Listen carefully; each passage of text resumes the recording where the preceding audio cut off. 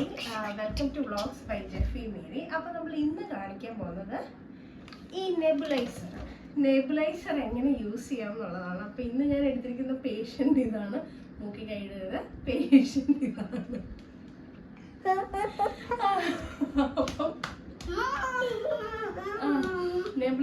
ഈ നെബുലൈസർ ഞാൻ ആക്ച്വലി ഇവള് കുഞ്ഞാകുമ്പോൾ മേടിച്ചതാണ്. ജനിച്ചപ്പോൾ ഇവൾ ഇത്ര മേക്കപ്പ് ഒന്നും ഇട്ട് ഒരുങ്ങേണ്ട കാര്യമില്ലായിരുന്നു, അവളങ്ങ് ഒരുങ്ങി. അപ്പോൾ അവൾ ജനിച്ചപ്പോൾ മേടിച്ച നെബുലൈസറാണ്.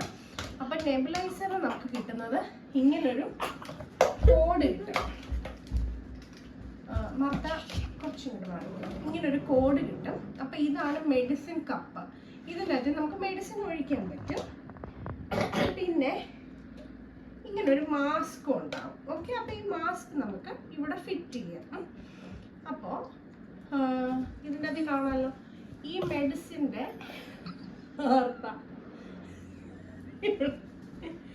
ഈ താഴെയുള്ള ഈ മെഡിസിൻ്റെ ഇങ്ങനെ പിടിക്കുമ്പോൾ നല്ലപോലെ മെഡിസിൻ വരും. അപ്പം ഫ്യൂം വരും, ഈ പുക ഇങ്ങനെ വരും. നമ്മൾ ഇങ്ങനെ ചരിക്കുമ്പോൾ ഇല്ലേ, ഇവിടെ മെഡിസിൻ ഇല്ലെങ്കിൽ നമുക്ക് ഫ്യൂംസ് വരത്തില്ല, സൗണ്ട് മാത്രമേ ഉണ്ടാവുള്ളൂ. അപ്പം ഞാൻ പലപ്പോഴും കണ്ടിട്ടുണ്ട് പല അമ്മമാരും കൊച്ചിൻ്റെ മൂക്ക് ഇടത്തോട്ടിരിക്കുമെങ്കിൽ ഈ സുനാപ്പി വലത്തോട്ട് പിടിച്ചിട്ടുണ്ടാവും. അങ്ങനെയല്ല, കുറച്ച് നേരെ പിടിച്ച് ചരിയിരിക്കുന്നുണ്ടോ? ഇല്ലല്ലോ അല്ലേ, ഇതായിട്ട് പിടിക്കണം. അപ്പോൾ എങ്ങനെയാന്ന് വെച്ചാൽ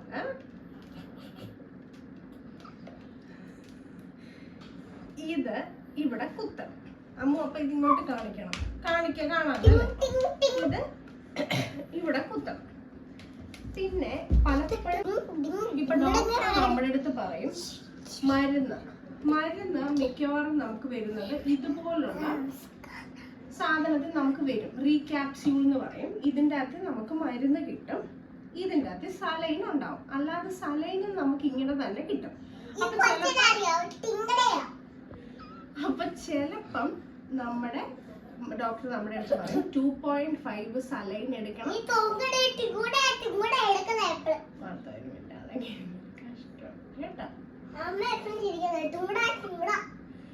അപ്പൊ 2.5 സലൈൻ എടുക്കണം, 0.5 ഈ മരുന്ന് എടുക്കണം.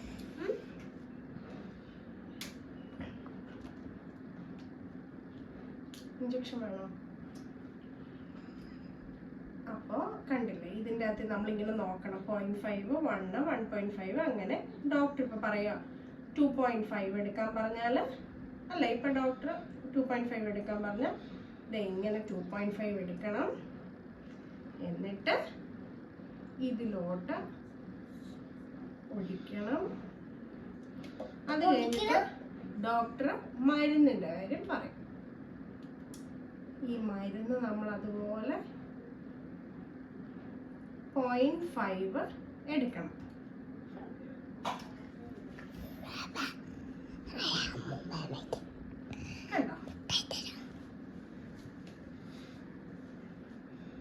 കണ്ടോ 0.5. ഇതിന് ഇങ്ങനെ ചരിച്ചാൽ കണ്ടില്ലേ, മരുന്ന് അങ്ങോട്ട് പോകും. ഇങ്ങനെ ചരിച്ചാൽ ഇങ്ങനെ. അപ്പം നേരെ മാക്സിമം നേരെ പിടിക്കാൻ നോക്കുക. ഈ തട്ടല് ചട്ടി ചെറുക്കണാവും കേട്ടോ.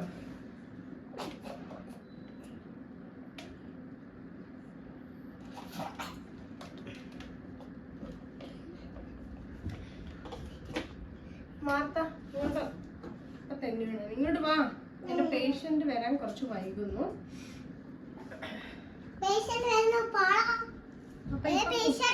കുട്ടി അഡ്മിറ്റ് ആണെങ്കിൽ നമ്മൾ കറക്റ്റ് ആയിട്ട് ചോദിക്കണം, അടുത്ത നെബുലൈസ് ചെയ്യുന്നത് എപ്പോഴാണ്, ഏത് മരുന്ന് നെബുലൈസ് ചെയ്യുന്നത്.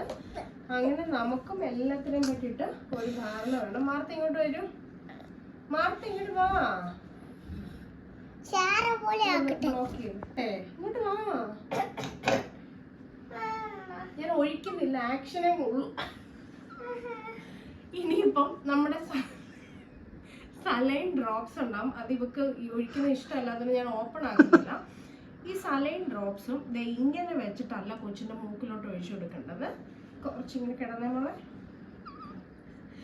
ഇങ്ങനെ കിടത്തിയിട്ട് ഒരു മൂക്കിലേക്ക് ഒഴിക്കുക, ഒരു തുള്ളി. എന്നിട്ട് വെയിറ്റ് ചെയ്തിട്ട് വേണം അടുത്ത മൂക്കിലേക്ക് ഒഴിക്കാൻ.